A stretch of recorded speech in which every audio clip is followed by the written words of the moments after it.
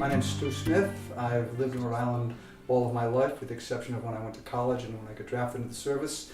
This is my wife, Ellen. We met when she was a senior in college.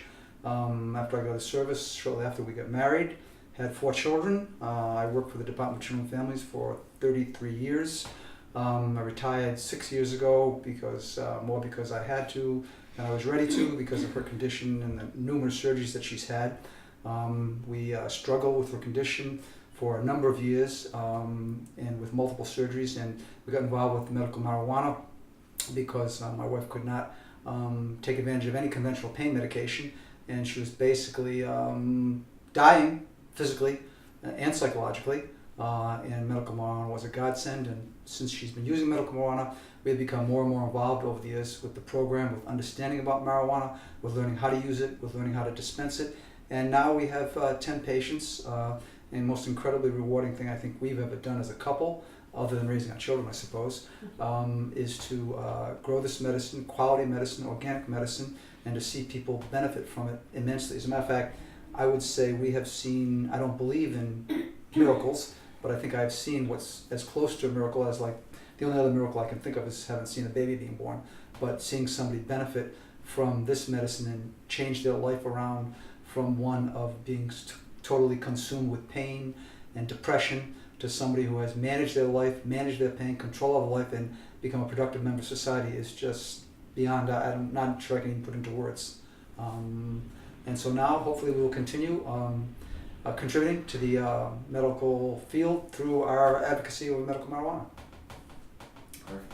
And I'm Ellen Lennox Smith. I grew up in New Jersey. I have a condition called Ehlers-Danlos, which is a connective tissue disorder, which means ligaments and tendons in the body are like overstretched elastic bands. The older you get, the looser they get. So because of that, I've now had 21 surgeries, spent 4 years finally into a wheelchair because I just woke up one day and my feet let go, and the ligaments were no longer holding my feet in place, and I couldn't even walk. Nobody has a tibia, but my tibia actually subluxed and twisted. I mean, bizarre. All I would do is take a step and it would slip out of place, and this just kept going on. So I had most of my surgeries were actually on my legs, and didn't give up. And 4 years later, this past summer is the first summer I've been actually walking again. I can't walk on uneven ground probably for the rest of my life, but I can get up out of a car, walk into a store, walk up and down the aisles for the first time in my life, and be feeling like I'm a 5'2" giant because I'm out of that chair. So, but I always know there's a potential that, you know, it might be back in my life. So in desperation, when I was heading out to Wisconsin for the first time, I finally found a surgeon who understood the condition that could help me, and I was to the point that I had what's called the sternoclavicular loose, and I was still teaching. It was 2006, and the bone was slipping into my throat. It was slipping this way. I went to my doctor and said, if the surgery does not work, I need help because I'm not sleeping at night anymore. He said, well, you know, I'm looking at your chart. I had no intention to get involved with this, but I'm looking at this. You really can't metabolize anything. I would like you to consider trying medical marijuana. I had no intention to get involved with the program. I wasn't going to sign in for this, but I'm looking at you. There is nothing to offer you except that. Would you be willing to see if you can get some, try it, and, you know, we'll make you a patient.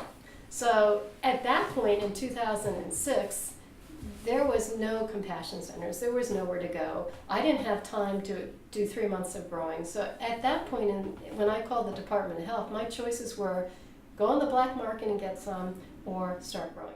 So when this doctor's saying, here, go home and try this, I'm thinking, yeah, great.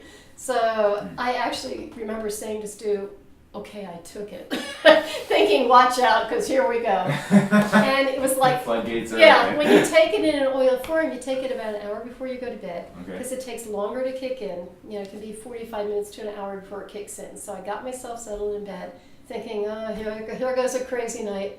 And all of a sudden, it's morning. I literally had slept the entire night on 1 teaspoon of oil. It was unbelievable. Probably for the first time in how long?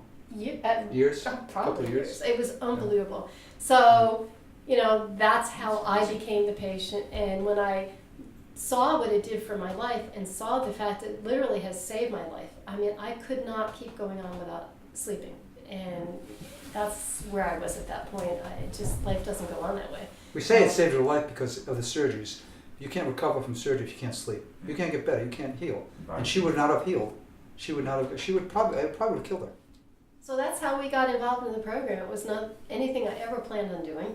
I giggle. I can remember saying to the doctor when he suggested this, my parents had both passed away at that point. They were gone for not even a year.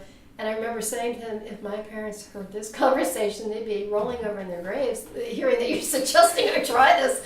But that's when I realized we can't be quiet about this, because people like me and my husband have that same attitude about it, and we need to educate people and get them to understand, if you're a person living with pain, this is pain relief. You don't get high, you don't get stoned. We refer to it as medication because that's what it is to my body. This is medicine.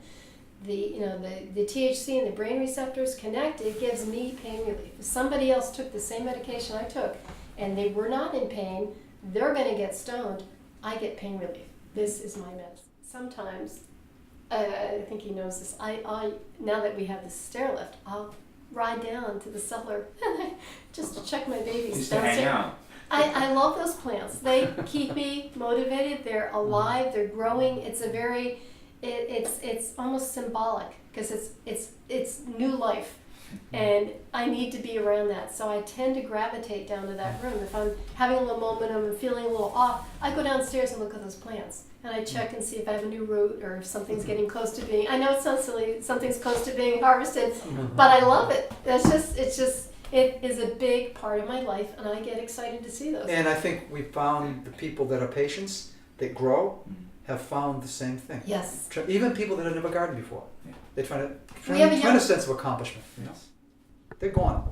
You have to have the ability to create new dreams, have new hopes, new dreams. If you don't do that emotionally, even if you get pain relief, you have to find something constructive to do with your life. I mean, this goes for anybody in retirement, but for somebody who's confronted with this kind of a challenge, it's even more important. Yes. Because you have the disability, which is not going to go away. If you have your disability is not going to go away. Yeah. But we have had to modify our life, and fortunately, it's been a modification that we have enjoyed immensely. You know, but it's not easy. You know, not easy at all. Fortunately, we've both had a lot of outside extra interests. You know, so it came maybe a little bit easier. If you don't have those interests, not dissimilar to anybody that retires. People find retirement incredibly difficult. You know, but it's almost doing something like this with your life is probably as big a part of the treatment as the doctor part of it. You know, it's very critical.